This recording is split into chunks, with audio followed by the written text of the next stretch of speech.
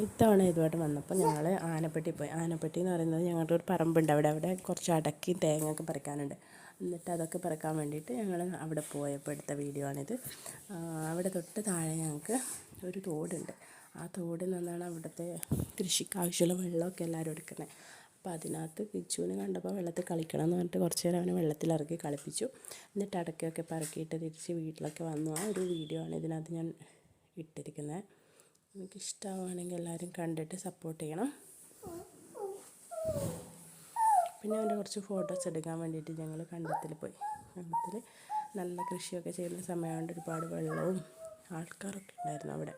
പിന്നെ അവിടെ നിന്ന് അവൻ്റെ കുറച്ച് നല്ല ഫോട്ടോസൊക്കെ എടുത്തിട്ട് ഞങ്ങൾ വൈകുന്നേരം വീട്ടിലോട്ട് പോയി. ഇതൊക്കെ നല്ല അപ്പോൾ കിട്ടിയ നല്ല വീഡിയോസാണ്. അപ്പോൾ ഞാൻ ഓർത്ത് ഇതൊക്കെ കൂടിയിട്ടൊരു യൂട്യൂബിൽ അങ്ങ് ഇട്ടാലോ. അപ്പോൾ നിങ്ങൾക്ക് ഇഷ്ടമാവുകയാണെങ്കിൽ വീഡിയോ കണ്ടിട്ട് അഭിപ്രായമൊക്കെ പറഞ്ഞിട്ട് സപ്പോർട്ട് ചെയ്ത് കൂടെ കൂടിക്കോളും.